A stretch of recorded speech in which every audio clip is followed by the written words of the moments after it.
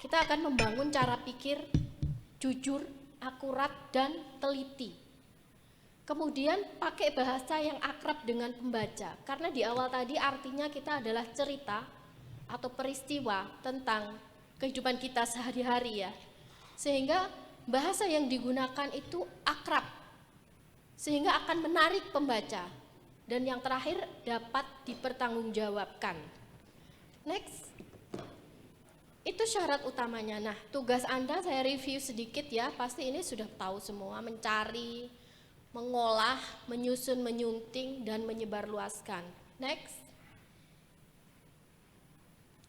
Ini yang akan menjadi kunci, cepat dan efektif. Kalau tadi juga sempat disampaikan, pakai metode apa supaya cepat dan efektif? Saya sarankan menggunakan metode ganda. Metode ganda ini tidak bisa dipilih. Harus digunakan dua-duanya. Merekam, pakai ponsel, pakai rekaman Recording audio. in progress. Yang kedua mencatat. Kenapa mencatat? Sekarang semua orang mencatat menggunakan handphone. Jadi metode ganda ini kalau Anda semua liputan acara-acara pemerintah dan dituntut untuk cepat menyampaikan press release yang nantinya juga akan diserap oleh media massa mainstream, maka Anda juga harus cepet-cepetan sama orang-orang dari media massa mainstream yang mungkin kebetulan bareng dalam acara yang sama, pakai metode yang sama, yaitu merekam dan mencatat. Mencatatnya itu langsung di handphone. Ketika di dalam acara itu, kita harus memahami kerangka pikir acaranya, sehingga kita bisa menemukan angle langsung di tempat acara, bukan ketika selesai acara di depan komputer atau di depan handphone dalam keadaan tenang, lalu menulis tadi apa ya, atau harus transkrip dulu dari rekamannya. Direkam saja lah, nanti kan ada suaranya. Nanti saya dengarkan setelah ini. Itu yang bikin lama. Kenapa itu yang bikin lama? Karena Anda 2 kali lipat waktunya di acara dan ketika mendengarkan transkrip, sama dengan Anda 2 kali hadir di dalam acaranya. Jurnalis media mainstream rata-rata tidak begitu. Di tempat acara langsung ditulis, kerangka pikirnya, kerangka tulisannya langsung diketik di handphone. Rekamannya gunanya untuk apa? Untuk kalau dalam mengetik itu kecepatannya tidak bisa mengikuti. Jadi rekamannya diputar ulang untuk mengecek betul atau tidaknya tulisan yang sudah dibikin ketika ada di dalam acara. Kuncinya adalah memikirkan ide tulisan di tempat berlangsungnya kejadian atau peristiwa. Saya kasih tips begini. Ketika Anda menerima naskah pidato dari pejabat publik, naskah loh ya, ini. Kemudian beliaunya hadir dalam sebuah acara. Naskah pidato ini sudah jadi setengah tulisan. Itu bukan tulisan utama Anda, ya. Kebanyakan press release yang disampaikan kepada media massa mainstream, yang diserap oleh media massa mainstream, itu hanya mengolah ulang naskah pidato yang sudah disusun oleh pejabat-pejabat sebelum disampaikan. Naskah pidato itu hanya bahan setengah. Setengahnya lagi adalah kegiatan acaranya. Sehingga kalau naskah pidatonya bagus, Anda bisa jadikan angle. Separohnya lagi diserap dari tempat acara. Tapi kalau naskah pidatonya belum pada inti hasil, hanya berupa sambutan, maka angle Anda harus Anda tulis, dipikirkan di tempat berlangsungnya acara atau kejadian. Tulis pakai handphone, plek plek plek plek. Bawahnya sertakan naskah pidatonya. Itu seperempat jam 20 menit Anda sudah bisa mengirim ke redaktur langsung dari tempat acaranya. Begitu cara cepatnya nggih, kuncinya. Kunci utamanya jangan mengandalkan rekaman, nanti saya bisa mendengar ulang, nanti saja nulisnya. Itu yang bikin lama nggih. Kalau tadi kalau dipaparkan, kalau tulisan-tulisan Anda harus melalui berbagai birokrasi ke atas, maka sumber utama tulisannya ini yang harus sangat dipercepat. Cara kerja ini juga dipakai oleh media mainstream. Sumber bahan tulisan utama itu berasal dari para reporter. Nggih. Maka kualitas reporternya, kecepatannya, dan kualitas tulisannya harus diperbaiki dulu. Sehingga ketika ke atas kita akan menghasilkan produk yang makin baik, dan kecepatan produk penghasil produknya itu semakin cepat. Oke? Next. Sampai sini ada pertanyaan? Kira-kira apa kendala-kendala yang Anda hadapi ketika harus dituntut cepat di acara-acara pemerintah? Apa kendalanya? Ada yang mau curhat? Apa kendalanya? Ada yang mau curhat? Atau selama ini sering mengandalkan rekaman? Iya, sering mengandalkan rekaman. Ya udah kita rekam aja, nanti nulisnya begitu. Iya. Nah, itu harus diubah. Rekaman itu adalah bekal untuk mengecek ulang, bukan bekal utama menulis. Ya, bekal utamanya menulis adalah diri kita dan pikiran kita ketika kita hadir dalam sebuah acara. Pakai handphone sekarang sudah canggih. Kalau zaman dulu kan kita nggak ada handphone canggih ya. Ketika saya memulai karir jadi wartawan, nggak ada handphone canggih, nulis begini. Sekarang kita pakai handphone canggih, dan jempol anak zaman sekarang itu kalau reporter-reporter muda di newsroomnya pemerintah pasti sudah, iya, sudah, wow kecepatannya ya. Saya rasa itu bukan menjadi persoalan utama. Persoalan utamanya adalah ketika kita malas dan hanya mengandalkan rekaman itu. Maka kualitas kecepatan para reporter baik dari newsroomnya pemerintah maupun newsroomnya media mainstream sekalipun, kalau reporternya sudah mulai mengandalkan hanya rekaman, ya sudah, kecepatannya pasti akan drop. Nah, tadi saya tanya ya, apakah opini itu termasuk berita atau bukan? Ada yang menjawab berita, ada yang menjawab bukan, ada yang berita itu harus dikasih opini, kalau nggak ada opini seperti kopi tanpa gula, pahit gitu. Tapi kita akan bahas nanti. Karya jurnalistik pada dasarnya adalah berupa fakta objektif. Fakta objektif. Kalau tadi saya bilang opini termasuk karya jurnalistik, maka opini, biasanya newsroom menerima opini dari tulisan opini enggak Mbak dan Mas Raul? Menerima ya? Nah itu kalau Anda menerima tulisan opini dicek, karena pada dasarnya itu karya jurnalistik ya, maka harus dibuat berdasarkan fakta objektif. Faktanya kejadian atau peristiwa yang benar-benar ada, bukan dongeng dan naskah sinetron. Jadi tidak khayal, bohong, dan harus jujur menyebutkan siapa sumbernya. Kuncinya adalah karya jurnalistik itu kebenaran berlapis. Ini begini, kalau di acara, karena kan produk Anda semua kan berita pemerintah ya. Nah, karya jurnalistik adalah kebenaran berlapis. Kalau Anda ada pertanyaan, keraguan mengenai apa yang harus Anda tulis, karena ini adalah counter juga ya Mbak Elvira, counter dari berita-berita hoax atau apa-apa yang ada di medsos dari masyarakat yang lebih cepat dari kita. Kalau Anda perlu agenda setting untuk mengcounternya, pakai kunci ini. Karya jurnalistik adalah kebenaran berlapis. Maksudnya begini, Anda harus konfirmasi. Kuncinya konfirmasi.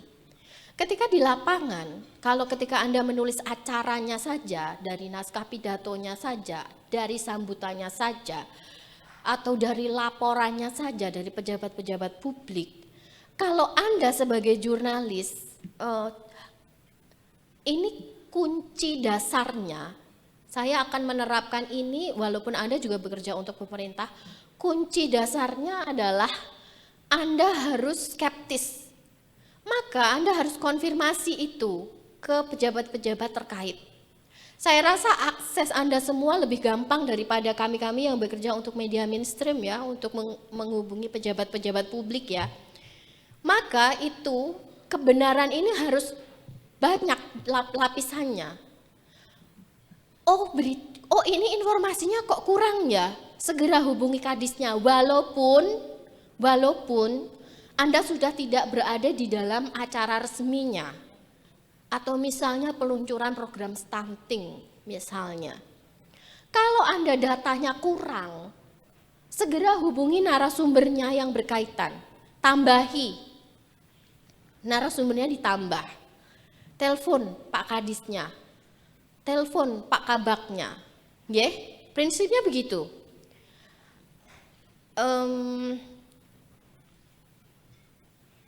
Saya rasa saya harus mengingatkan kepada pengelola newsroom bahwa rasa malas untuk menghubungi tambahan narasumber ini harus dihilangkan. Karena kalau panjenengan menghadirkan, Anda semua menghadirkan produk press release yang baik, yang narasumbernya lengkap, yang kebenarannya berlapis, itu media mainstream lebih tertarik untuk menyerap produk dari pemerintah, berita dari pemerintah, newsroomnya pemerintah ya. Next. Ini sampai pada berita dan non berita. Next. Produk jurnalistik ada dua, berita dan non berita. Berita itu apa? Fakta. Diungkap tanpa adanya opini. Opini yang saya maksud adalah pendapat Anda sebagai penulis. Ketika menulis berita, kita membangun perspektif, agenda setting, tapi itu bukan pendapat Anda pribadi. Bukan pendapat Anda pribadi. Pendapatnya siapa? Lalu pendapatnya siapa? Narasumber. Nah, tulisan adalah representasi fakta. Contohnya straight news, in-depth news, and feature. Lalu non berita, ini fakta juga, tapi disampaikan setelah diolah akal budi, berdasarkan analisa sendiri, interpretasi, dan kadang bersifat persuasif. Contohnya tajuk, kolom, opini, dan resensi. Jadi opini bukan termasuk berita. Siapa yang menjawab? Berita harus dibubuhi opini supaya tidak pahit seperti kopi tanpa gula. Nah, bukan begitu. Kalau Anda mulai membubuhkan opini dalam berita yang disampaikan kepada publik, itu sudah bukan berita. Anda khusus nulis opini sendiri. Begitu ya, next. Nanti kita akan diskusi di belakang. Ini tidak perlu saya sampaikan ya, sudah tahu semua. Next. Saya bilang ngetik pakai handphone, lalu angle-nya jelek dong Bu. Oh tidak. Kalau Anda belum sampai kepada inti ide tulisan ketika ada di dalam acara itu, misalnya peluncuran program stunting. Angle-nya program stunting diluncurkan, itu banyak sekali dalam press release yang diterima oleh media mainstream. Tapi media mainstream tidak mau itu. Kenapa? Karena meluncurkan program stunting itu bukan intinya, bukan inti yang ingin disampaikan ke publik. Intinya apa? Stuntingnya berapa? Kalau pada acara itu Anda semua belum sampai kepada jumlah kasus stunting yang ingin diturunkan targetnya itu berapa belum disampaikan, maka Anda belum bisa menulis judul dan lead. Terus yang di acara ditulis apanya, Bu? Tubuh beritanya dulu. Bahwa struktur piramida terbalik ini tidak melulu ketika Anda mengetik, itu harus dari atas dulu, tidak. Cara jurnalis media mainstream bekerja adalah diserap dulu dengan dicatat langsung. Nanti ketika Anda sudah menyerap ide itu di dalam catatan handphone Anda, potong bagian paragraf yang menjadi inti yang ingin Anda sampaikan, taruh di depan, di lead. Setelah bikin lead, apa inti leadnya? Taruh judulnya. Saya pastikan berita yang Anda tulis akan banyak diserap oleh media mainstream. Kenapa? Karena Anda menyerap dulu semua ketika acara, intinya yang ada di tengah itu Anda baca, ini yang menarik mana, intinya itu apa sebenarnya. Banyak dari press release yang diterima oleh media mainstream hanya membuat angle, nama dan tema acaranya. Itu tidak akan menarik, karena bukan itu intinya. Misalnya, Provinsi Daerah Istimewa Yogyakarta meluncurkan program penekanan kasus stunting hari ini Jumat 23 Juli 2023 di Kompleks Kepatihan Kota Yogyakarta. Titik. Itu Anda pasang di lead. Bukan itu maksudnya. Tapi ketika dalam acara itu disampaikan data-data yang ingin dicapai pemerintah Provinsi DIY, itulah yang harus Anda taruh di sini. Ya. Gitu ya. Jangan berangkat dengan nama dan tema acaranya. Ini. Maka kartu Anda untuk bekerja setiap hari itu ini. Bawa kemana-mana di dalam kerangka pikir. Ini yang harus dibawa kemana-mana dalam kerangka pikir. Biasanya dalam press release ada nama-nama pejabat yang hadir ditulis banyak. Pak Kapolri, Pak Presiden, Kepala Dinas, Gubernur, semua disebut nama. Nah, kalau Anda memang perlu, karena kan berasal dari menyusun pemerintah, perlu menyebutkan itu, kira-kira ditaruh di mana? Ada yang bisa menjawab?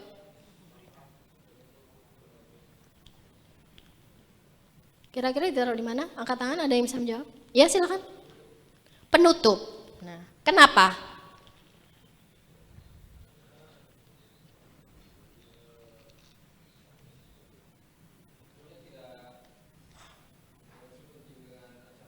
Tidak sepenting dengan acaranya. Karena itu hanya sebagai pelengkap. Ingat ya, biasanya setelah nama acaranya, temanya, bawahnya lead ini, hadir dalam acara ini, atau acara ini juga dihadiri oleh Bapak Gubernur, Kepala Dinas, Kepala Kabid, Bapak Kapolri, Bapak begitu kan biasanya. Ya, tolong itu diubah budayanya ya. Kita akan mengubah budaya menulis itu pakai ini. Kalau Anda hadir di dalam acara atau kegiatan apapun, pegang kartu yang tengah dulu. Tubuh berita dulu. Artinya apa? Rekam dulu semuanya dalam handphone. Ketik, cepat. Inti acaranya potong, taruh di lead. Dari leadnya jadikan judul singkat. Sudah selesai, kirim ke redaktur. 10 menit jadi, seberapa jam jadi. Siap ya? Siap?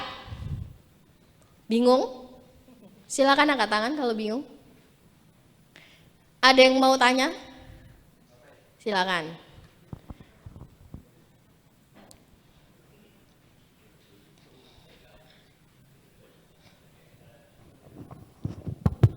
Oke, cek. Terima kasih. Mbak May, mungkin ini saya dari Info Publik Pusat gitu ya, tapi mungkin bisa mewakili teman-teman di daerah. Jadi ini sebenarnya hal klasik yang saya sendiri sih sebenarnya memaklumi.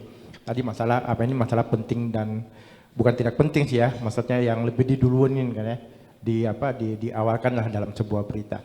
Nah mungkin teman-teman, saya pengen dengar trik mungkin dari, karena Mbak Mai ini istilahnya praktisi media dan lebih ke media mainstream gitu ya. Nah menyikapi misalnya kendala di daerah ini kan sosok pemimpin daerahnya gitu ya, yang akhirnya biasa tuh saya dulu sebelum ke Jakarta memang di daerah juga, kami terkungkung sama ada kepala daerah yang istilahnya lead itu ya harus pemimpin lah duluan gitu ya, karena menjadi sebuah yang penting lah bagi mereka dalam sebuah berita, sehingga di samping penting bagi mereka pasti karena untuk kalau bahasa sekarang kan menaikkan elektabilitas lah atau apalah gitu ya. Nah bagi teman-teman pejuang informasi ini, gimana menyikapi hal tersebut, atau intinya memberikan pemahaman kepada pimpinan gitu ya, bahwa sebuah berita yang baik dan dimakan oleh publik dan menjadi kebutuhan publik itu sebenarnya adalah hal yang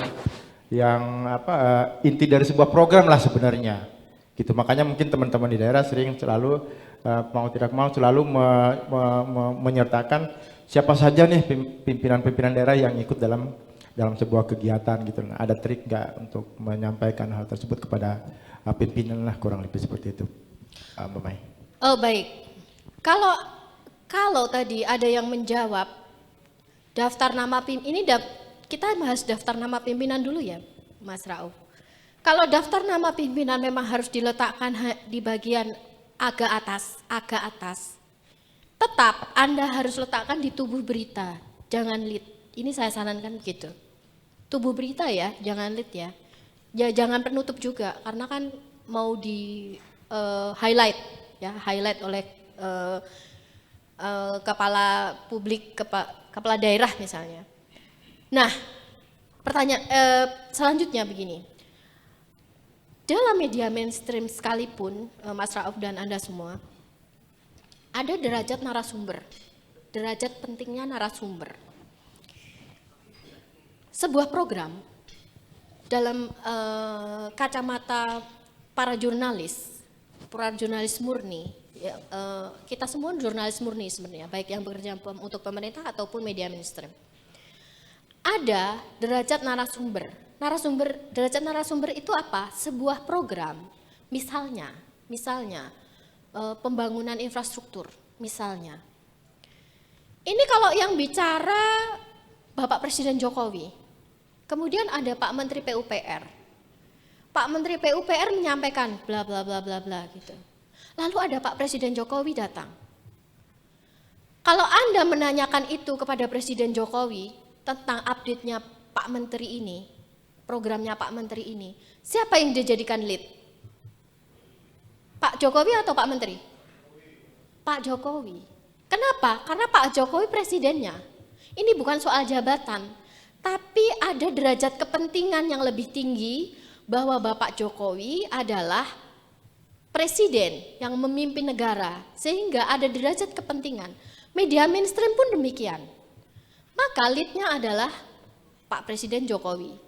Saya rasa itu tidak sulit untuk dilakukan, dan pasti kepala daerah dimanapun pasti akan kita juga media mainstream pasti akan melakukannya. Nah, kalau statement yang dibicarakan oleh Pak Jokowi, kalau Anda ingin mengupdate sebuah berita, Anda minta dong statement Pak Gubernurnya, kalau ketemu Pak Gubernurnya.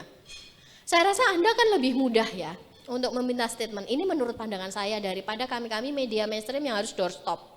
Untuk ketemu Bapak Gubernur DIY, kami setiap hari doorstop. Nah, minta dong statement terbaru dari sebuah program.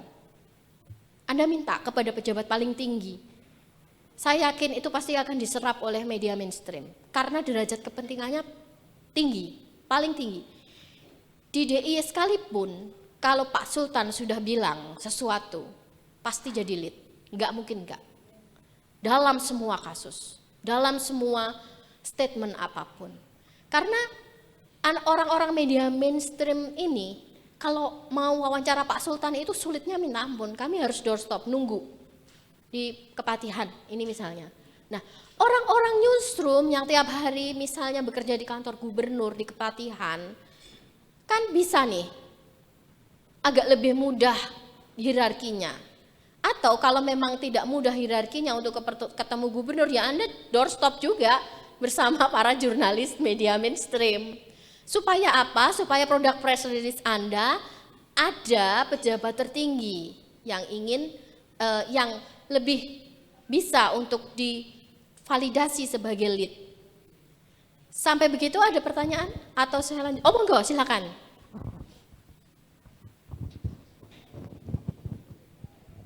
Sebutkan nama dan dari instansi mana ya Bapak Ibu? Yang Zoom juga boleh tanya, nanti bisa dibacakan. Oh ya, Sudah dikantong. Terima kasih. Assalamualaikum Mbak Maya Waalaikumsalam. dan Mbak Fira. Saya Henry dari Bengkulu, Mbak. Baik, silakan Jadi Pak. sedikit minta apa ya? Minta pendapat lah gitu ya. Jadi betul yang Mbak katakan tadi mengenai lead ya. Contoh kami misalnya Bengkulu kedatangan menteri gitu kan. Otomatis Angel diambil kan menterinya gitu. Tapi ada kenyataannya kadang sepertinya begini ya. Kalau pejabat atau narasumber lah ya, dia itu kan newsmaker gitu. Tapi kalau di humas, di pengelola humas ya, itu kan issue maker sebenarnya gitu. Antara newsmaker dengan issue maker kan beda. Nah, dibenarkan atau tidak misalnya kami di dalam lead tadi ya, misalnya dari derajat narasumbernya yang menteri hadir gitu ya, terus kami pecah split. Jadi naik 3 kali rilis gitu. Yang menterinya 1, terus yang gubernurnya lebih kami optimalkan begitu. Kenapa? Ya karena kepentingannya kata Mbak tadi kan, kepentingan tertinggi tadi siapa yang pemihak. Nanti kan biasanya orang kementerian kan juga punya tim humas kan, kami udah pamit duluan biasanya kan. Nah, yang ingin saya tanyakan, ketika isu itu lebih kuat ketimbang news gitu. Mana yang kita pilih? Isu ketimbang news. Kalau news kan fakta, ya. News itu fakta, artinya ketika Pak Menteri datang, tentunya ya fakta peristiwa Pak Menteri datang itu yang kita angkat gitu ya. Tetapi isunya dari fakta kejadian peristiwa itu lebih kuat sudut pandangnya gitu. Nah, isunya apa? Misalnya stunting tadi ya. Nah, misalnya stunting tadi Pak Menteri bikin kebijakan seperti ini.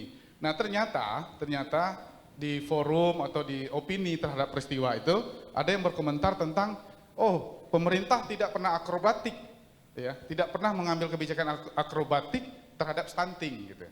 Artinya ya melempem gitu kan. Nah, ini kan isu. Ini kan menjadi sebuah isu tuh dari peristiwa. Nah, ketika isu ini seksi gitu ya, kami angkat lebih tinggi isu ini. Nah, maksud saya dari versi Mbak sebagai media mainstream, artinya profesional gitu kan. Kira-kira Mbak dari media akan menangkap isu atau menangkap news yang di awal tadi? Sekarang pertanyaannya saya balik, Pak. Pertanyaannya saya balik. Apakah isu itu tidak termasuk news? Ya, itu kalau isu itu kan begini maksudnya. Kalau news kan berita yang jelas fakta peristiwa, tema tadi kan. Kalau isu itu biasanya dari fenomena perbandingan antara peristiwa dengan kenyataan yang lebih luas gitu ya. Nah, ini kan pasti yang kita harapkan dari suatu berita itu kan opini publik. Kita ini kan sedang kalau patung itu kita sedang mengukir opini publik tujuan kita kan. Nah, ternyata opini publik dari peristiwa itu ya rata-rata misalnya kita share di medsos, rilis Pemprov kita share di medsos. Dari 100 komentar, 40 komentar mengatakan nggak ada hasilnya ini katanya. seremonial kan begitu. Ya kan? Kan itu hasilnya. Kita uji petik, itu hasilnya. Terus kita balik lagi. Ya, opini negatif tadi kita menjadikan positif. Ketika kita lempar lagi ke pejabat publik, mengangkat apa tindakan akrobatik yang dilakukan oleh pejabat publik. Nah, misalnya begini tuh, Pak, kita desain kan masuk ke agenda setting yang kata Mbak Vira tadi tuh. Mbak, kita targetkan tidak ada lagi rapat-rapat tentang stunting, tapi langsung bagi susu 900 gram. Nah, kan gitu. Ini kan isu gitu. Nah, kalau Mbak sebagai pelaku media, artinya profesional, yang mana yang Mbak ambil untuk menjadi sebuah, ya mungkin hot news atau menjadi headline di surat kabar gitu kan? Peristiwa kedatangan menterinya atau isu dari peristiwa tersebut? Baik, tadi kan sudah saya sampaikan Pak, penyakit yang ini kami sebut penyakit ya, penyakit dari newsroom pemerintah bikin press release itu adalah hanya mengabarkan acaranya. Tadi kan sudah saya bilang Pak, padahal yang diserap media mainstream bukan itu. Justru intinya itu apa, actionnya itu apa. Tadi ini apa yang dilakukan Bapak sudah betul. Sudah betul, justru itu yang harus Anda semua lakukan. Itu sebagai agenda setting dari newsroomnya pemerintah. Menyerap opini publik dan menjadikannya angle dari setiap pemberitaan. Walaupun itu acaranya kehadiran menteri. Banyak kesalahan utama yang dilakukan oleh pengelola newsroom pemerintah itu hanya merekam kehadiran pejabat. Padahal ketika seorang pejabat menteri hadir dan misalnya membuka program penekanan stunting misalnya. Nah, Anda bisa tanya, Anda bisa berbuat seperti jurnalis media mainstream. Tanyalah gitu kepada pejabat yang hadir ini sehingga ada news pack, ada packaging berita yang baik, yang ideal untuk disampaikan kepada publik dari newsroom pemerintah daerah. Bukan sekadar ini menteri ini hadir membuka ini, membuka itu bersama Pak Gubernur. Bukan begitu ya? Jadi gini Mbak, tadi sebenarnya intinya begini, ketika newsmaker itu lebih lemah ketimbang isu. Maksud saya begini, ketika misalnya Pak Jokowi lah ke Bengkulu kan, ternyata Pak Jokowi ya sifatnya seremonial, itu andai ya, kita berandai peristiwa gitu, seremonial. Ternyata gubernur itu dia lebih akrobatik, lebih show dalam membuat sebuah isu, misalnya begitu. Nah, yang kita angkat di sana itu lebih, kan momennya kan ini Jokowi datang misalnya. Iya Pak. Nah, ternyata yang diangkat lebih banyaknya itu gubernurnya. Menurut Mbak nih sebagai orang profesional, kira-kira apakah itu ada sih etikanya dalam membuat sudut pandang berita gitu kan? Ketika terjadinya seperti itu misalnya kami. Ada dua hal yang berbeda Pak. Jadi kalau acara seremonial presiden, beliau adalah derajat narasumber tertinggi di Indonesia. Kalau hanya acara seremonialnya itu tidak akan menarik. Tidak akan menarik ini dalam kacamata media mainstream. Tapi apa yang beliau katakan dan apa yang beliau ingin lakukan, itu yang harus dijadikan angle.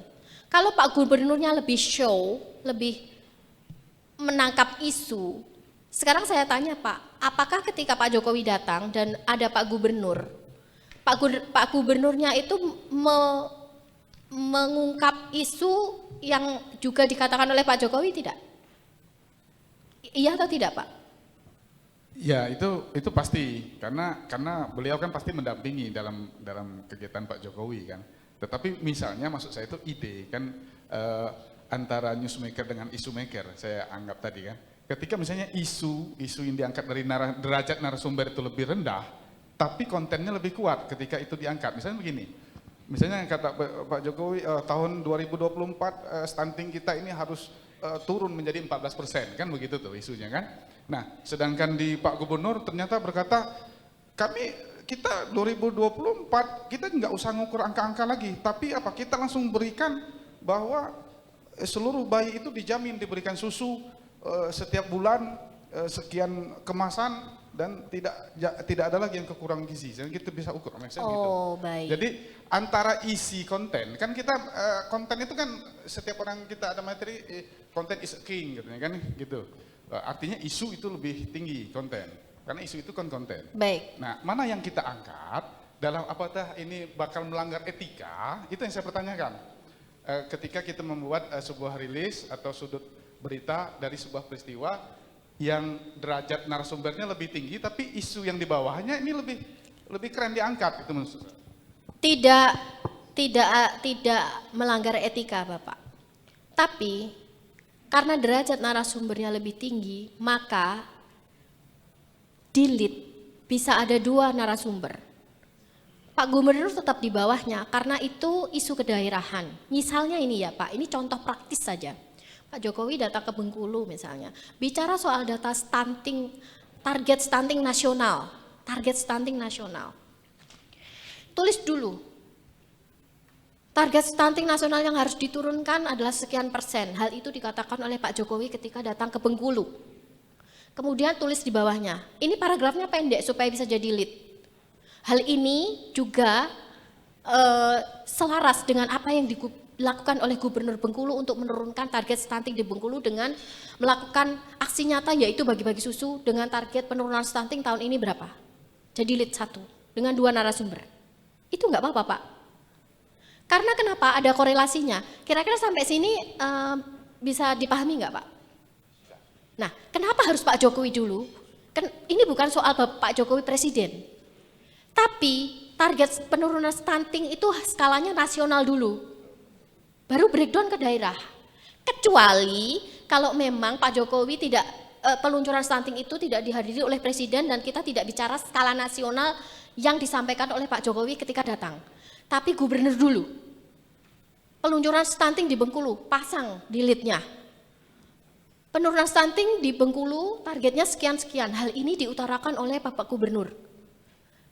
Hal ini selaras dengan target stunting nasional sekian-sekian persen. Nah, baru itu. Kira-kira memahami maksud saya enggak, Pak? Ya, berarti kan konsep role-nya tidak berubah berarti kan. Tetap juga kepada lead-nya tadi tetap kepada derajat narasumber.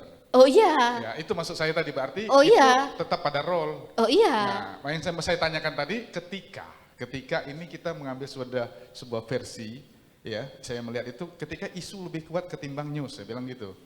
Ya, misalnya isu yang di bawah itu ternyata nilainya ini lebih tinggi ketika untuk menjadi headline besok lah di surat kabar, jadi halaman pertama lah gitu ya.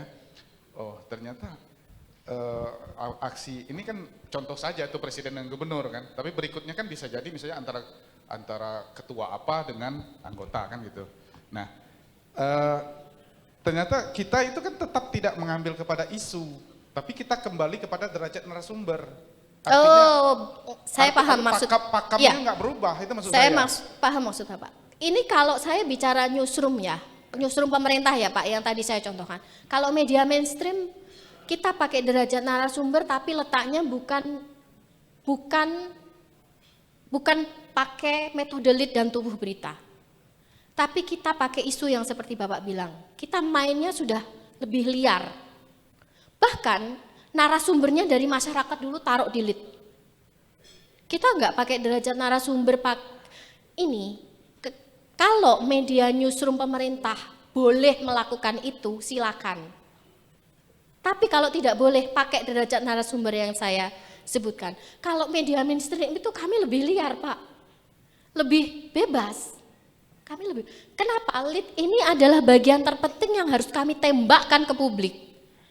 Saya bilang harus ada derajat narasumber yang kami pakai adalah untuk menjawab lead-nya Pak. Lead ini kalau misalnya ada isu kami taruh di lead.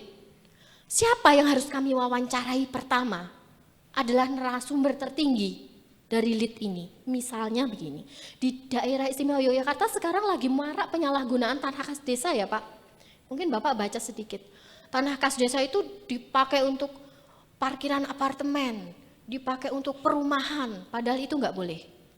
Ketika itu muncul kami taruh itu hasil penyelidikan di lapangan. Narasumbernya Satpol PP bisa, masyarakat bisa.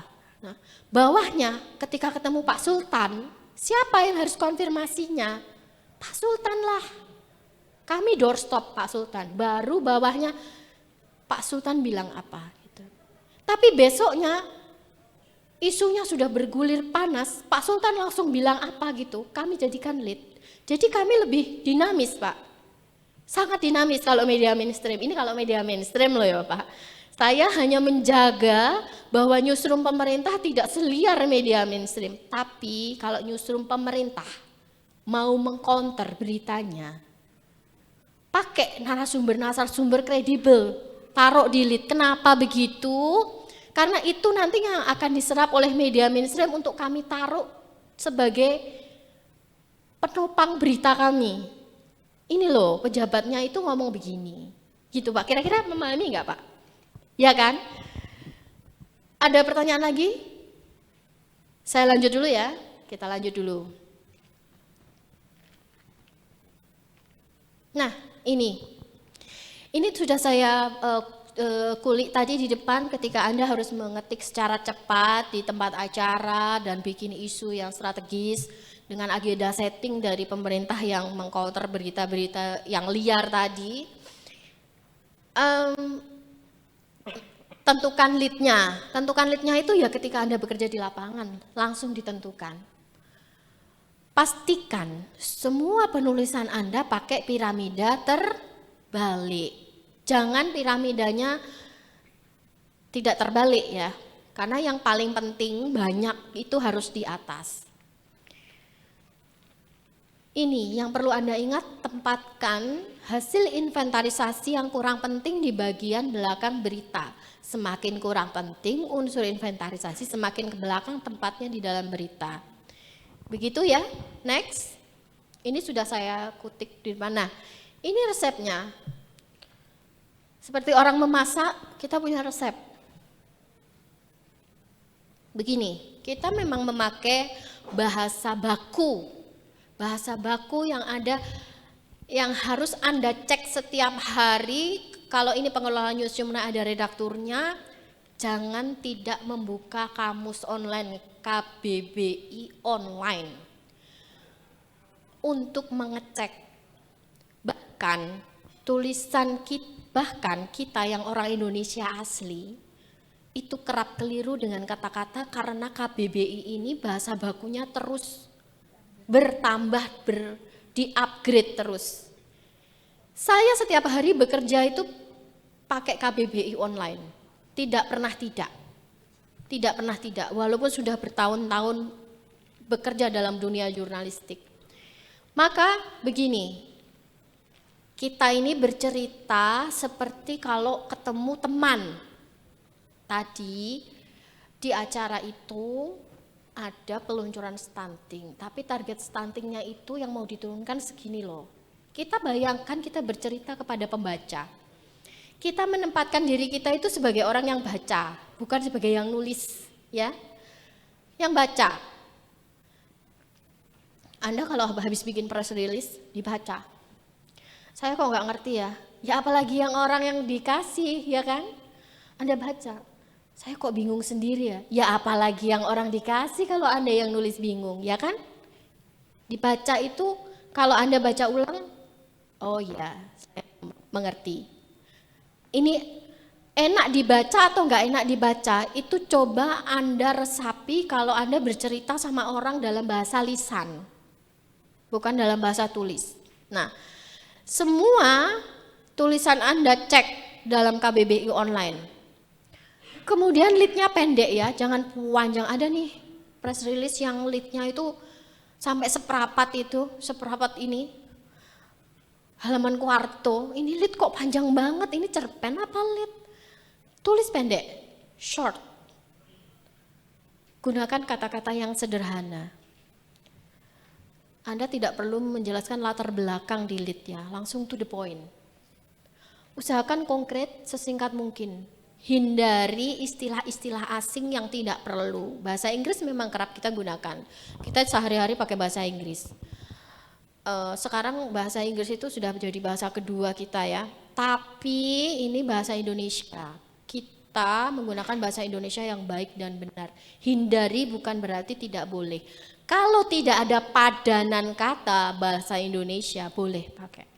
Kalau ada padanan kata, bahkan stunting pun belakangan ini sejumlah media mainstream sudah pakai kata tengkes.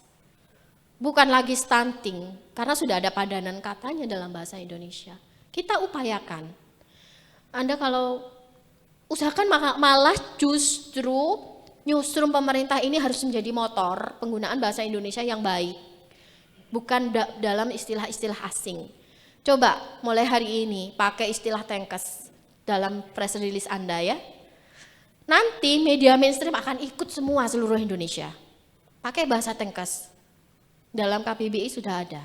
Itu stunting. Nanti kan media mainstream akan pakai semua. Dan lambat laun semua akan pakai istilah-istilah yang Anda pakai itu. Karena Anda ini press release-nya dari pemerintah, berangkatnya top down kalau istilahnya. Nanti kita media mainstream tinggal ngikuti. Gunakan pola pikir runtut berurutan agar tidak ada celah memicu kebingungan. Nah, kalau cerita ke teman, itu jangan lompat-lompat. Urutlah ceritanya. Kalau nggak urut bingung yang baca. Ya, urutlah. Baca ulang. Yang nulis, ini ada redaktur nih, penyakit reporter, baik media mainstream maupun media newsroom pemerintah ya. Itu aku nanti paling diedit sama redakturnya. Ini kan yang kerja redaktur. Oh, tidak begitu.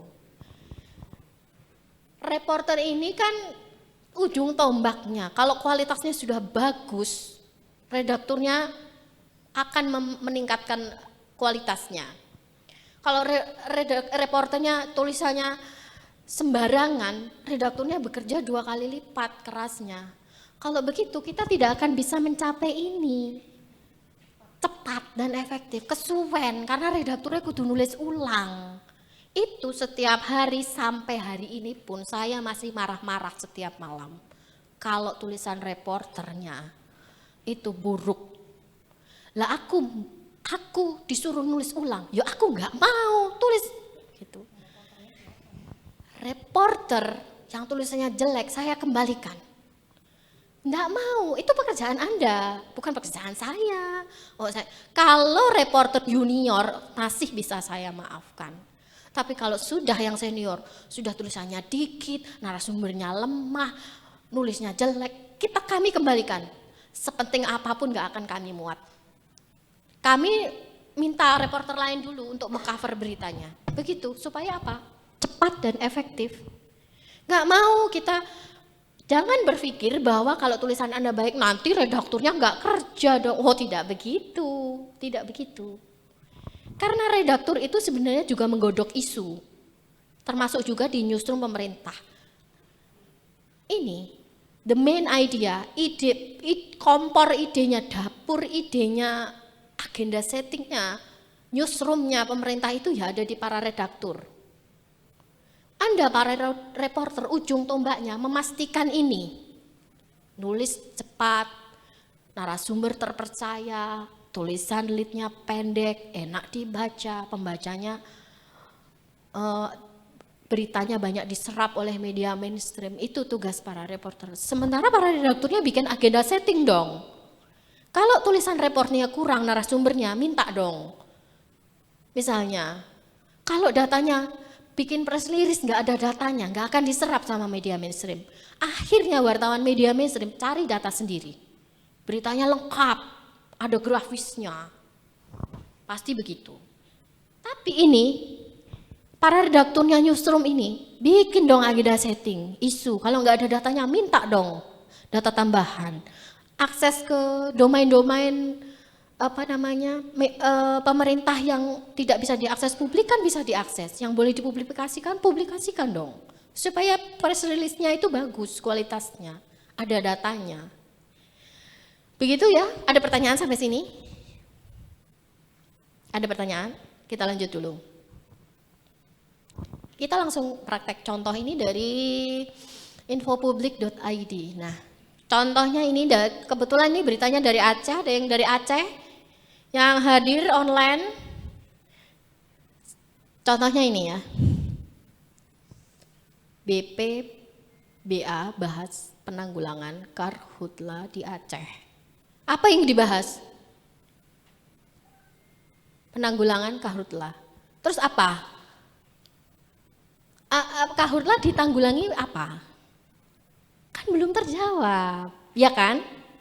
Saya bilang tadi, jangan bikin berita, hindari bikin berita dengan begini.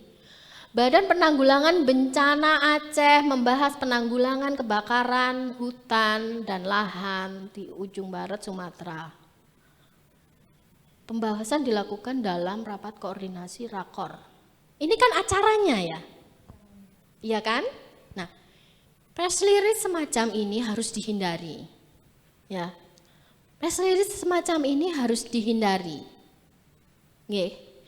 Ini ada inti berita di bawahnya. Misalnya ini, selama ini Polda Aceh telah melakukan berbagai upaya menangani karhutla mulai sosialisasi sampai penindakan hukum. Tanya dong sama Pak Kapoldanya, apa yang sudah dilakukan? Taruh di lead. Penanggulangan karhutla ini bla bla bla sudah dilakukan dengan penindakan hukum. Apa contohnya? Taruh di lead. Sejauh mana? Pak Kapoldanya tadi nggak bilang nggak waktu sambutan? Yo tanya dong, itu ya. Kira-kira Anda malu nggak tanya sama Pak Kapolda? Enggak kan? Enggak kan? Atau malu atau malas? Malas.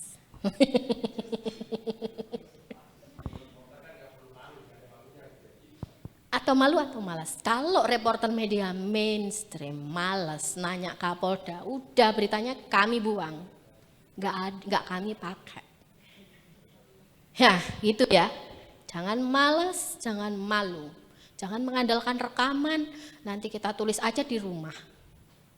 Itu harus dihilangkan dulu ya. Oke, next. Sarannya apa? Sebaiknya hindari menggunakan lead dengan angle nama, tema, apa acaranya. Gunakan lead yang menunjukkan hasil yang lebih penting untuk diinformasikan kepada publik. Anda kalau penanganan karhutla itu, angle-nya bisa apa yang sudah dicapai oleh Pak Kapolda. Angle lainnya bisa juga kasus karhutla itu berapa jumlahnya dan yang sudah tertangani berapa jumlahnya. Sampaikan ke publik. Sejauh ini Aceh sudah berhasil menangani karhutla berapa. Ya, silakan Pak. Jadi seperti yang Mbak sampaikan tadi, nyambung dengan tadi sedikit masukan saya. Angel yang Aceh itu menurut saya kan tujuannya itu mengangkat BPBA-nya, Badan Penanggulangan Bencana Alam kan. Kalau kami di daerah BPBD-nya kan. Ternyata lead-nya itu yang naik Kapolda. Kan itu yang terjadi. Iya. Sedangkan kepentingan dari rilisnya itu adalah kepentingan dari BPBA-nya. Baik. Nah itu maksud saya tadi seperti itu Mbak. Oh iya Pak, iya. Ketika isu ini lebih penting materinya ketimbang yang punya kepentingan pembuat rilisnya gitu. Kalau begitu ya pakai jumlah penanganan karhutla yang sudah dilakukan selama ini berapa? Pakai derajat kepentingannya. Tapi bukan acaranya yang kita sampaikan ya. Teman-teman newsroom semuanya.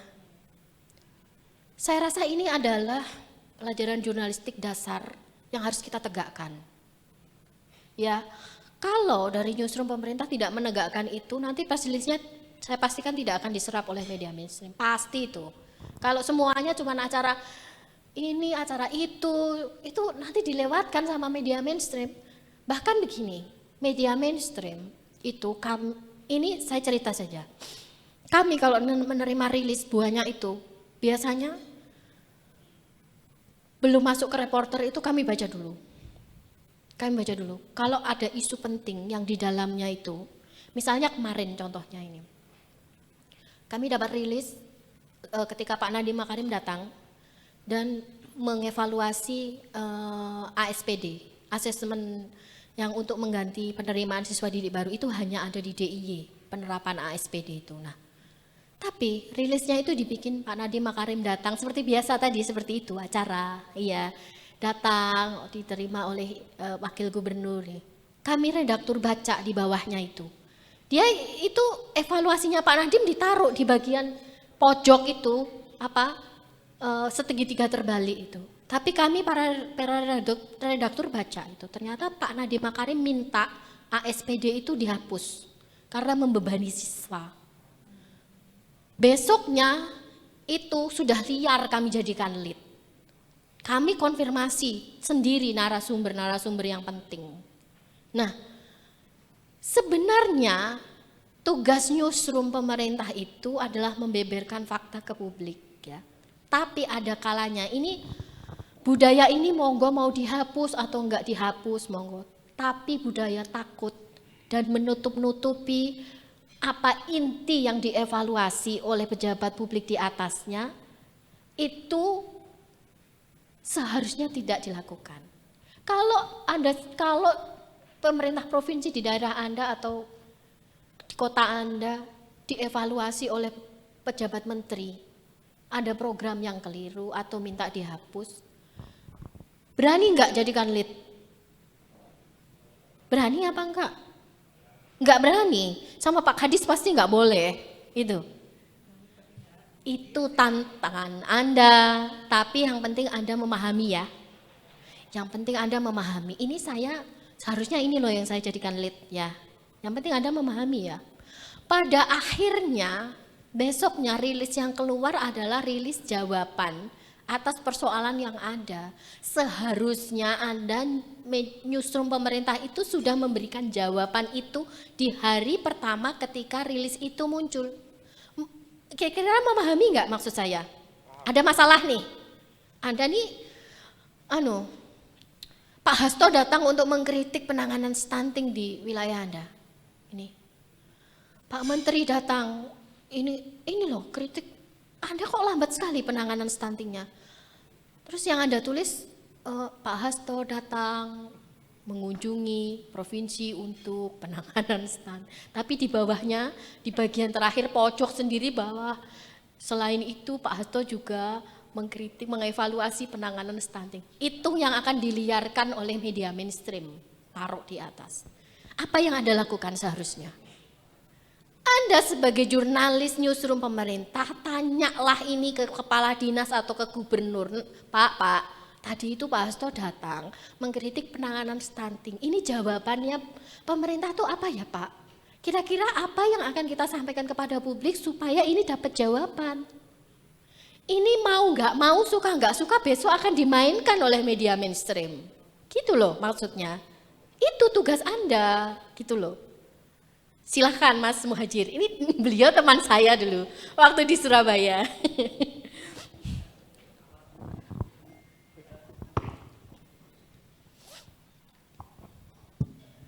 Silakan Mas Muhajir. Terima kasih. Saya Muhajir dari Jatim Newsroom. Jadi banyak persoalan yang memang kita hadapi. Yang pertama, untuk mengkonfirmasi ke pimpinan tertinggi, terutama gubernur itu tidak semudah media swasta. Jadi kita balik. Saya pernah di media swasta waktu itu sama Mbak Maya, satu kantor juga. Itu lebih mudah kita untuk konfirmasi ke Kapolda, lebih mudah kita konfirmasi ke wali kota ataupun gubernur saat ini daripada kita di pemerintah.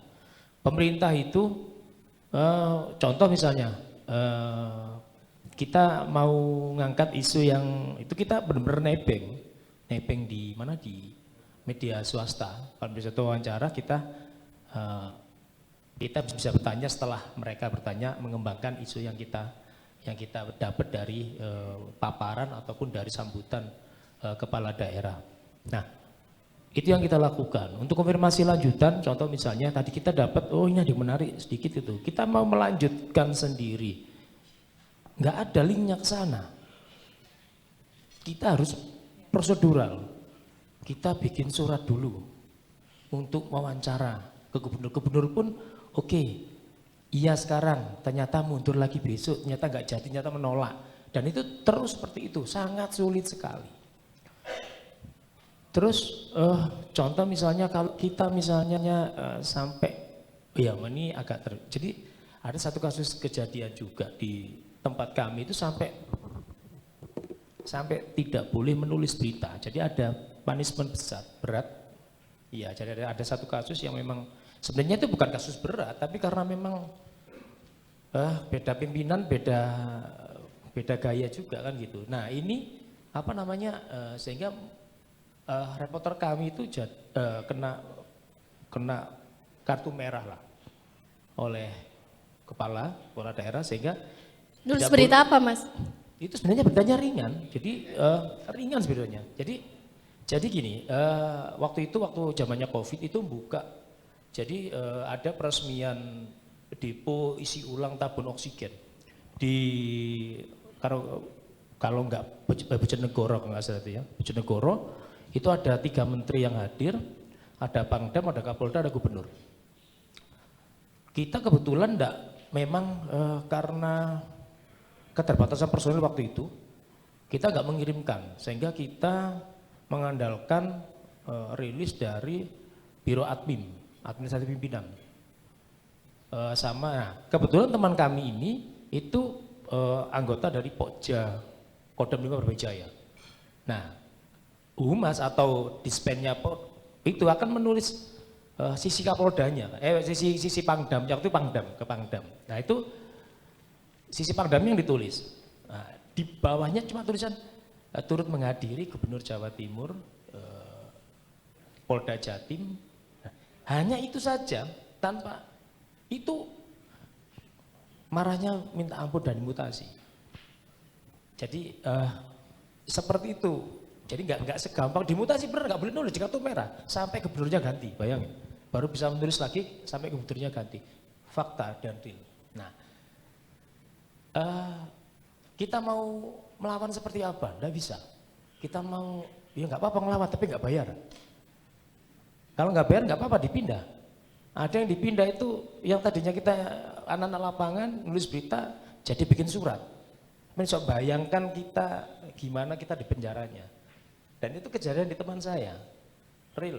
Nah, untuk itu banyak cara yang mungkin akhirnya kami lakukan. Yang pertama, ya untuk sampai sekarang itu kita akan naikkan nama kepala daerah kita itu delete. Itu untuk servis dan keamanan kita.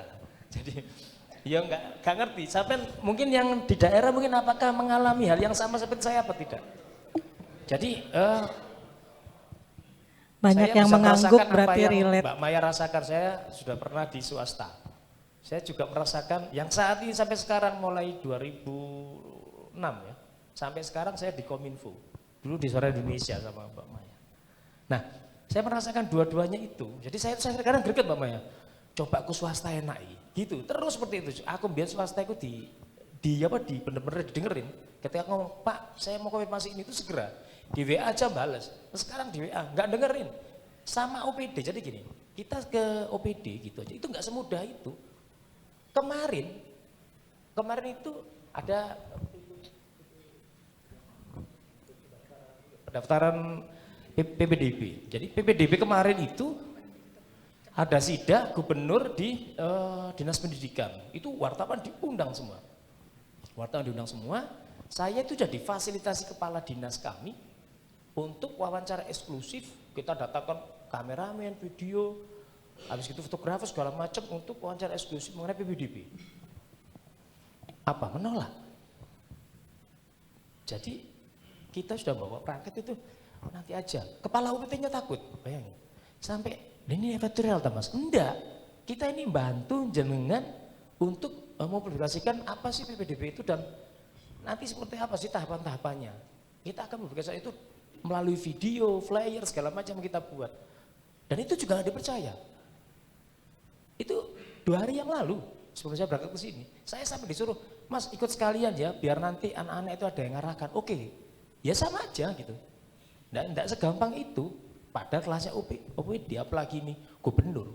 Itu sama kayak kita itu ngelihat dewa kan gitu. Kalau gubernur itu kan dewa gitu. Jadi kalau di pemerintahan itu kita mau ke gubernur itu tahapannya sampai mulai itu tahapannya banyak. Nah, keuntungan kami itu dari media swasta tidak, itu hanya di gaji yang sudah terjadwal mulai Januari sampai Desember. Itu aja keuntungannya. Selain itu enggak ada, biasa-biasa saja. Nah, untuk mencapai target itu ya kita siasati dengan masuk melalui pokja. Jadi kita tempatkan memang reporter kita kebetulan punya banyak reporter di Jatim Newsroom, jadi kita tempatkan di kelompok kerja wartawan. Jadi kita masuk ke dinas pendidikan, kelompok kerja dinas pendidikan, tentang berita-berita pendidikan, di kesehatan, di ekonomi, kita masuk di situ. Nah, itu keuntungan kita. Karena itu yang bisa kita lakukan untuk mensiasati supaya berita yang kita buat itu variatif, bukan hanya seremonial dari gubernur, tapi untuk mengangkat isu setelah gubernur jadi narasumber atau apa, itu ya sampai sekarang cukup berat. Saya rasa itu dulu. Makasih Mbak.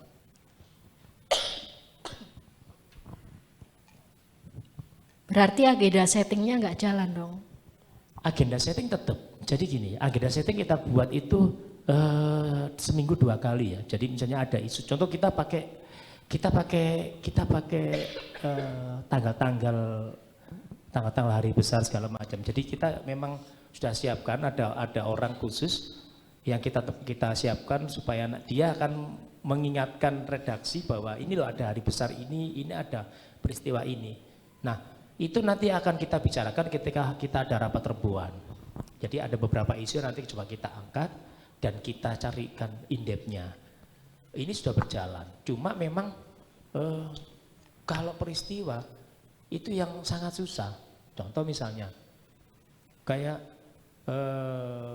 presiden kemarin yang ke Gresik itu. Itu kan kita kan tahunnya 2 hari. Itu ada rapatnya sebelumnya tahun jalan. Nah, kita sudah siapkan orang di sana. Ternyata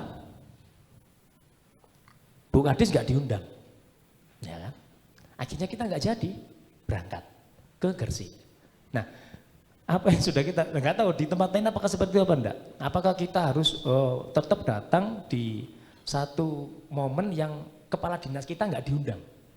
Nah itu yang pertanyaannya boleh apa nggak boleh? Boleh sebenarnya. Ya datang aja kalau gitu. Terkait anggaran. Jadi gini, apa namanya, kita berangkat ini kan ke Gresik, Surabaya Gresik gitu ya. Kalau di daerah itu enak, kalau di swasta enak, itu ada anak kontri. Sedangkan kita itu berangkat dari Surabaya ke Gresik. Jadi kalau misalnya kita bicara, wih gak apa-apa itu namanya dedikasi jurnalis. Yo, dedikasi jurnalis, cuma kita ini kan ya hitung-hitungan juga. Kalau memang kita kan kalau misalnya kita berangkat gitu kita bawa mobil kantor segala macem gitu untuk ke sana. Itu kita hitung semua. Nah, itu yang kesulitannya di situ. Begini, Mas Muhajir. Sekarang saya tanya, kalau ada presiden di Gresik misalnya, apakah Diskominfo Provinsi Jawa Timur tidak bisa bekerja sama dengan Diskominfo Gresik? Saya membantu menjawab. Iya. Saya sama dengan Mas Haji dari MC Jatim. Jadi begini, kalau kemarin itu presiden itu datang ke Gresik, itu memang kepala dinas kami tidak diundang. Untuk tahun ini itu terkait anggaran sih sebenarnya. Jadi kalau anggaran kita itu hanya akan datang pada saat kepala dinas diundang atau menjadi pendampingnya gubernur dalam kegiatan tersebut atau dalam acara tersebut. Tapi ada trik buat kita tetap untuk dapat berita dari kegiatan presiden yang ada di Gresik.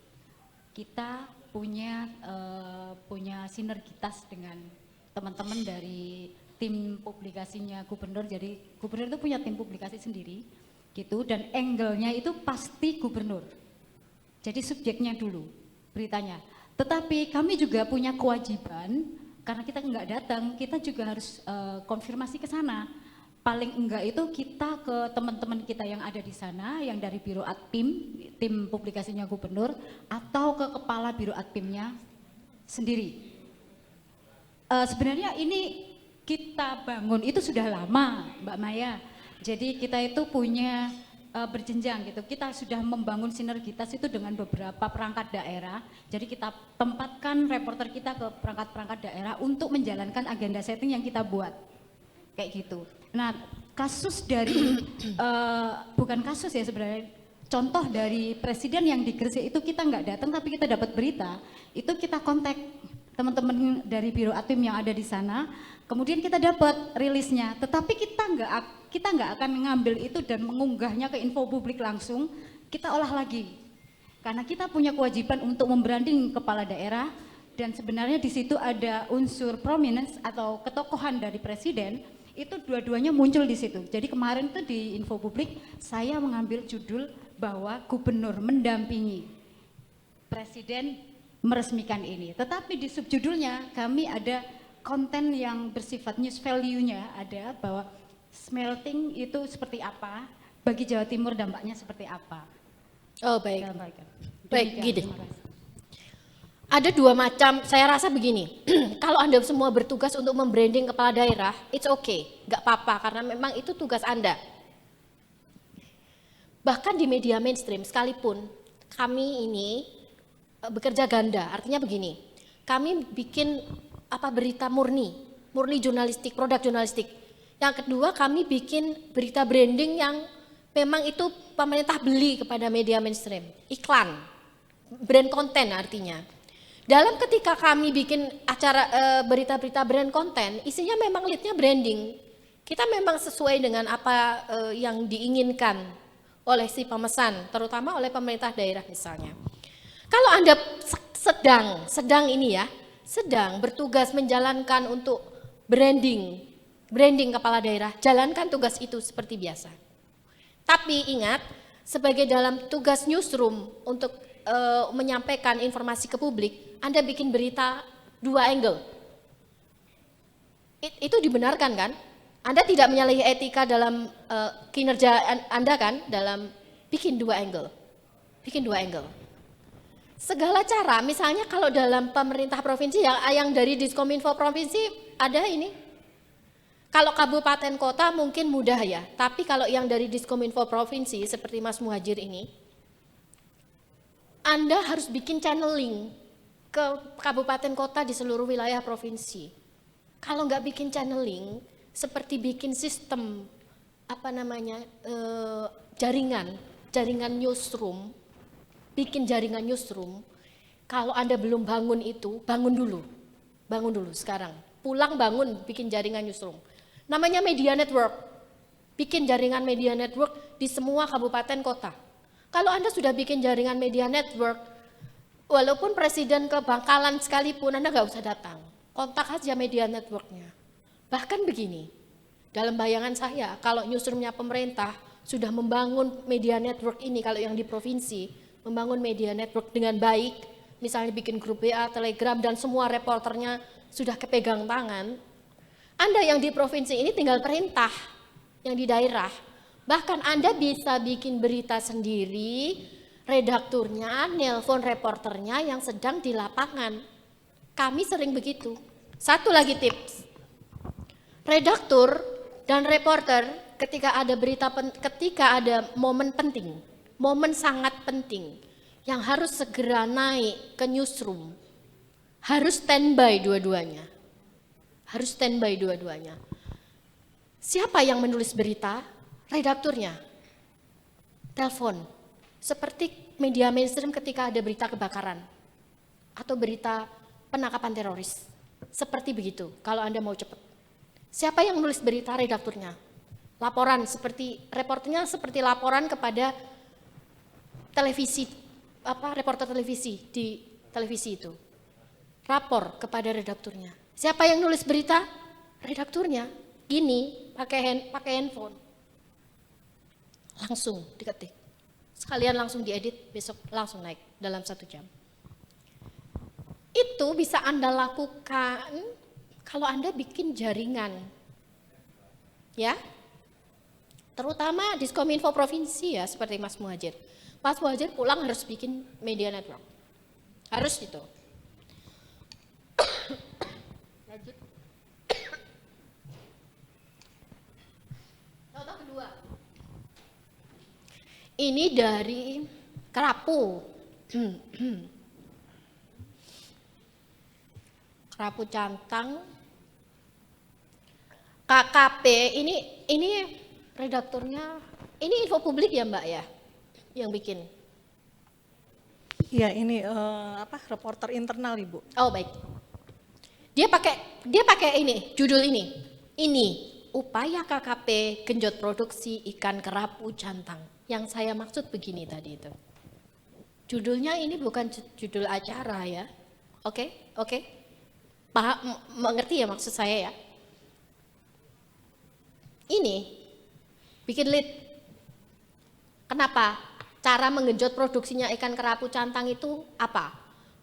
Di-lead melalui program bantuan benih ikan kerapu Cantang berkualitas. Di mana? Di 3 provinsi, Jawa Timur, Kalimantan Timur, dan Nusa Tenggara Barat. Ini yang saya maksud tadi. Dalam bukan acaranya, ini adalah acara pemberian bantuan benih, tapi bukan itu yang diceritakan, melainkan intinya sudah betul begini. Mulai hari ini pulang dari sini, Anda harus membudayakan cara menulis berita seperti ini. Intinya, ya. Judul ini adalah judul gaya-gaya yang dipakai media mainstream online supaya menggelitik pembaca. Kalau kayak gini banyak diserap oleh media mainstream nanti, pers liris Anda ya. Next. Ini ulasannya. Judulnya tadi apa? Memicu pembaca penasaran, mengundang tanya. Ini yang dilakukan KKP untuk meningkatkan itu. Media mainstream pun pasti akan nanya apa? Ini tuh apa? Nanti pasti baca bawahnya. Jawabannya ada di lead dan tubuh beritanya, jawaban dari judul tadi. Jangan pakai tanda tanya ya, nggak perlu pakai tanda tanya. Walaupun kata tanya, tapi nggak perlu pakai tanda tanya. Prinsipnya sama, gunakan piramida terbalik. Begitu ya, ada contoh. Waktu saya masih ada? Oh baik. Sudah habis untuk materinya baik, Ibu. sudah. Kita jadi review untuk ya. Kalau masih ada, Tadi, Mas. mohon dibuka info publik. Yang tadi Nusantara Mas rubrik.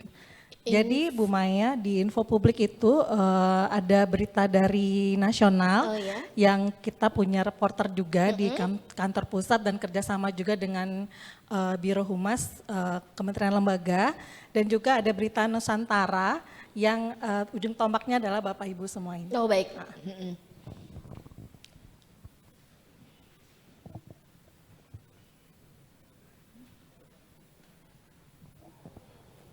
Ini, coba diklik yang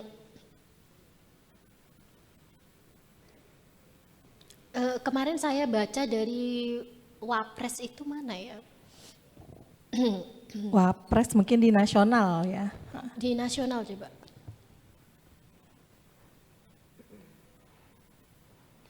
Politik hukum. Kalau nggak salah itu kemarin ada contoh. Itu bisa menjadi contoh karena ada beberapa berita itu yang langsung Wakil Presiden mengatakan, hindari itu ya, untuk lead. Hindari kalimat pertama pada lead, Wakil Presiden atau Gubernur mengatakan, hindari kalimat pertamanya Gubernur mengatakan, tapi apa yang dikatakan Gubernur diletakkan dulu. Kenapa begitu? Ini membangun kerangka pikir pembaca, bahwa yang dibaca kata pertama itu adalah apa yang dikatakan oleh orangnya, bukan orangnya dulu. Kalau orangnya dulu, kerangka pikir pembaca akan orangnya, gubernurnya dulu. Coba Menko Polhukam. Ini Anda tidak takut kan bikin berita-berita kayak gini kan? Yang akan diserap oleh media-media mainstream. Ini stop. Nah ini, hindari begini. Hindari begini. Menteri Koordinator ini mengatakan ini, langsung saja. Pemerintah hingga saat ini masih mempelajari kasus dugaan di Pondok Nene. Hal itu diungkapkan oleh menteri. Ya, memahami ya maksud saya. Jangan langsung orangnya. Tapi apa dulu? Apa dulu yang dibilang oleh Bapak Gubernurnya misalnya, atau kepala dinasnya misalnya, atau wali kotanya misalnya. Contoh lagi stunting. Tahun ini Kota Gresik akan menurunkan stunting ini. Hal ini diungkapkan oleh siapa? Gitu, misalnya. Tahun ini Jawa Timur akan menurunkan stunting hingga sebesar 14%. Hal ini diungkapkan oleh Gubernur Jawa Timur, Khofifah Indar Parawansa. Jangan langsung ini ya, dihindari langsung orangnya menteri koordinator. Nah ini saya temukan banyak sekali di info publik, yang kalau bisa mulai hari ini budaya itu diubah, termasuk Anda semua dari Newsroom Daerah. Begitu Mbak Elvira, saya kembalikan, saya cukup sekian dulu. Jika ada diskusi nanti bisa kita sambil santai-santai. Terima kasih, saya kembalikan ke Mbak Elvira. Ya, terima kasih Bu Maya. Kita tepuk tangan dulu untuk Bu Maya. Ya, Bu Maya, ini sedikit beberapa pertanyaan yang disampaikan oleh teman-teman kita yang online, yang menyimak secara online. Ini beberapa sudah dijawab ya, tadi secara tidak langsung melalui pembahasan dari Bu Maya, antara lain dari Pak Jumadi, Diskominfo Batang, kemudian juga dari Pak Asriyadi, Protokol Kabupaten Halmahera Selatan. Terima kasih sudah menyampaikan pertanyaannya. Nah terkait juga Bu Maya, ini ada yang menanyakan dari Bapak Adi dari DPD RI. Jadi bagaimana sih siaran pers yang kita buat memiliki impact positif yang lebih masif. Jadi kata kuncinya dua, impactnya positif dan masif. Ini secara ini ya, mungkin dari secara kontennya juga secara teknik penyebaran siaran persnya mungkin ya Bu ya. Silakan Ibu. Bagaimana siaran pers Anda impactnya positif dan masif? Yang pertama positif tentu saja semua yang Anda lakukan harus sesuai dengan kaidah jurnalistik yang baik seperti yang sepanjang acara hari ini saya sampaikan. Kalau Anda mau mengikuti rules-nya yang tadi saya sampaikan, semuanya akan positif impact-nya. Kalau soal masif itu cara Anda menyebarkan. Kita kan tugasnya menulis, mengumpulkan, menulis, menyunting dan menyebarluaskan. Nah di bagian bawah ini menyebarluaskan. Caranya menyebarluaskan bagaimana? Anda bisa taruh di website Anda. Rilis Anda bisa channeling ke media-media mainstream. Saya cerita sedikit. Beberapa hari yang lalu atau beberapa waktu yang lalu, sebulan yang lalu Dewan Pers mengeluarkan pedoman baru. Pedoman baru yaitu menyebut bahwa media sosial sekarang adalah wadah atau media massa khusus yang memiliki aturan-aturan sebagai media massa tersendiri. Jadi sekarang media sosial itu sama Dewan Pers kedudukannya sama dengan media online. Maka gunakan media sosial kalau mau impact-nya luas. Newsroom Anda harus punya Twitter yang ketika diunggah itu bisa update secara otomatis. Sudah punya belum? Sudah punya belum akun Twitter? Sudah punya? Yang belum punya siapa? Ini bukan akun Twitter pribadi ya, Diskominfo maksudnya. Sudah punya semua? Yang belum punya bikin.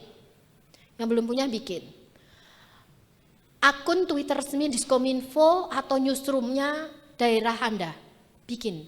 Dan itu di setting otomatis ketika Anda mengunggah berita, dia akan update secara langsung. Itu cara-cara yang juga dilakukan oleh media mainstream. Saya kira impact luas pasti channeling pemerintah harus baik ke wartawan ya, wartawan swasta ya, wartawan media mainstream ya. Kalau channeling Anda dibangun dengan baik, saya rasa kami semua juga akan menyebarkan hasil produk dari yang dibikin. Silakan ada lagi? Ya, Bu Maya terima kasih. Nah ini menarik nih Bu, bagaimana konten itu istilahnya kita sebarkan menggunakan media sosial instansi yang kita punya ya. Iya. Sebanyak mungkin media sosial ya Bu ya. Betul. Kalau ada TikTok sekarang TikTok Iya, gitu ya. betul. Nah, ini pasti tentu akan disesuaikan juga dengan karakteristik media sosial itu masing-masing. Karena beberapa hal juga ini Bu, berita yang istilahnya terdiri dari beberapa paragraf panjang gitu ya, itu ditaruh di Facebook. Nah itu menurut Ibu bagaimana?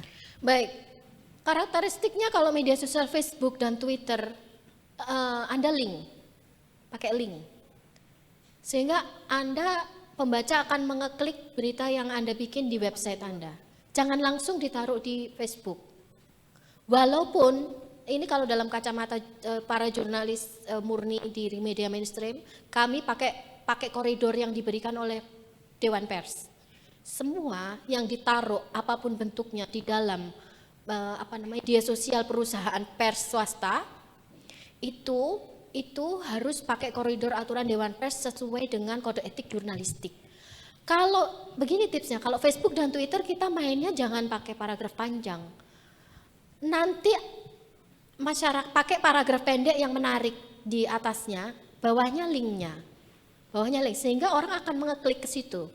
Kecuali kalau memang Anda perlu langsung menyampaikannya secara panjang di media sosial. Nah, saya rasa Kementerian Kominfo mulai hari ini atau saya tidak tahu apakah sudah dilakukan atau belum, mulai ke daerah-daerah juga, ke Diskominfo daerah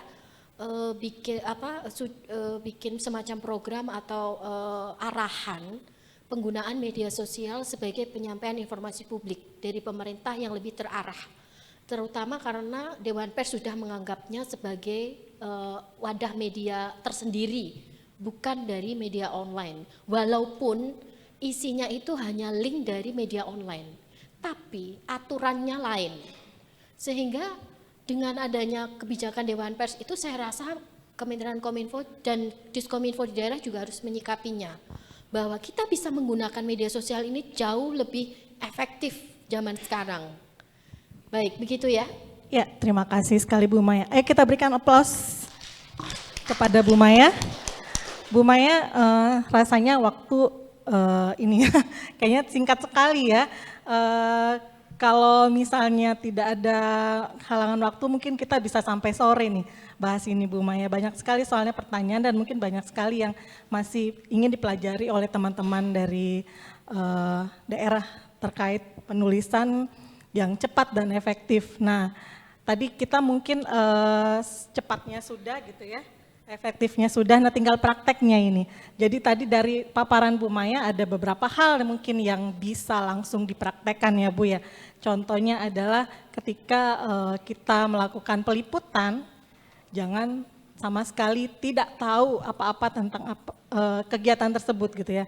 Jadi harus punya bekal. Bekalnya bukan minuman, bukan makanan, karena biasanya itu bisa didapat di tempat acara, tapi adalah pikiran, adalah isu, adalah informasi atau data mungkin. Mungkin saat ini sudah bisa kita lakukan dengan cepat dengan handphone, jaringan internet yang ada di tangan kita, sembari menerima perintah atau tugas dari pimpinan untuk menuju lokasi acara, karena ada kegiatan seremonial mungkin atau kegiatan pimpinan, ini bisa kita browsing ya Bu ya, sembari untuk supaya ketika ada di lapangan kita tidak blank sama sekali, jangan sampai nanti tunggu cari tempat yang enak dulu, cari kantor dulu, cari kafe dulu untuk menulis berita karena sudah telat ya.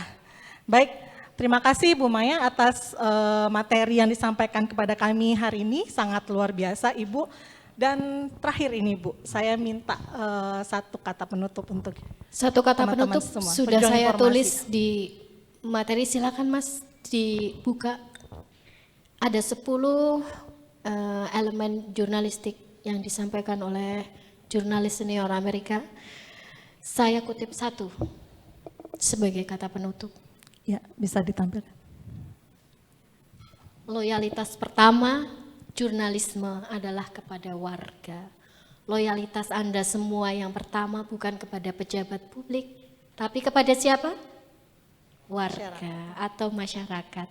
Bill Kovach dan Tom Rosenthal. Terima kasih, selamat siang. Terima kasih Ibu Maya. Baik, sudah kita simak paparan dari narasumber pertama kita. Nanti akan ada narasumber kedua, mungkin ini akan sedikit lebih pribadi, lebih private, karena ini adalah narasumber dari internal Info Publik sendiri, yaitu redaktur pelaksana Info Publik, Mas Taufik Rauf.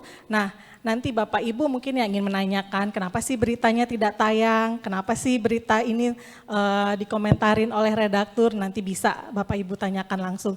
Baik, sekali lagi terima kasih Ibu Maya dan Bapak Ibu, karena akan ada istirahat, sholat dan makan dan juga Jumatan.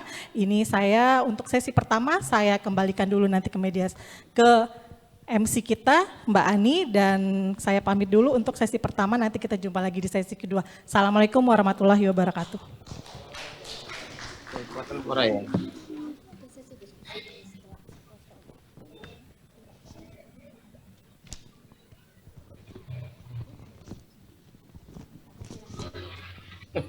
Nangkepnya, sebentar, Ustaz kau ya? Orang langsung mulai. Enggak. Baik Bapak Ibu, demikian sesi pertama dari kegiatan kita hari ini. Kami mengucapkan terima kasih kepada Ibu Maya Herawati atas materi yang telah disampaikan. Dan dipersilakan kembali ke tempat duduk.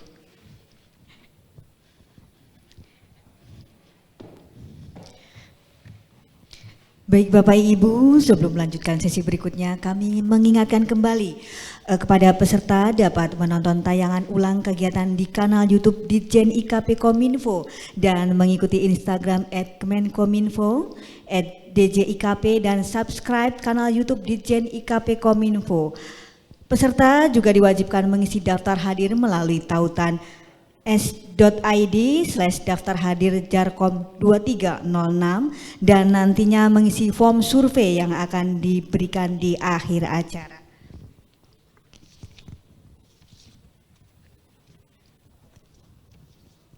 Bapak Ibu, sebelum melanjutkan sesi kedua, kami persilakan untuk break isoma terlebih dahulu dan kami akan kembali hadir pukul 13.00 waktu Indonesia Barat.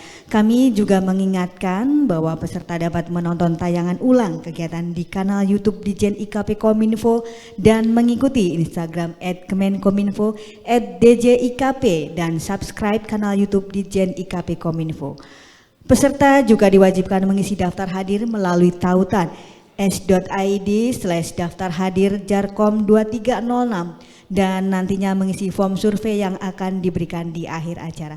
Dan kami informasikan untuk pelaksanaan sholat Jumat dapat dilaksanakan di Masjid DPRD DIY.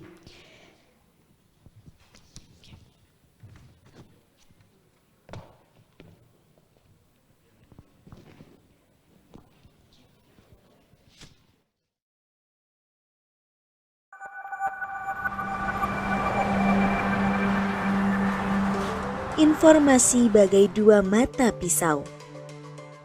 Di satu sisi, ia bisa mencerahkan.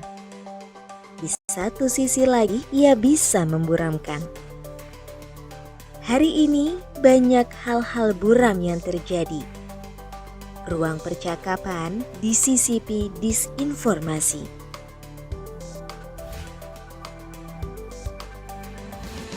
Saatnya kita lebih bijak dalam bertindak, karena informasi adalah sumber pengkayaan diri. Infopublik.id menghadirkan informasi yang kredibel dan terpercaya.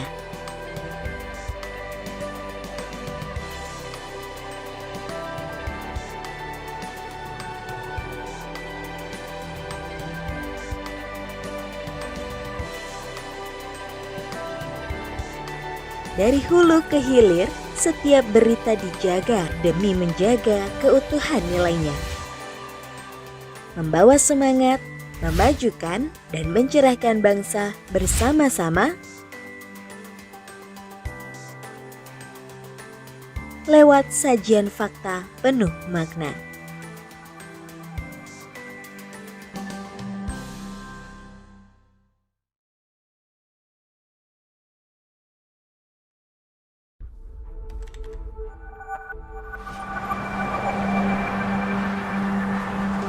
informasi.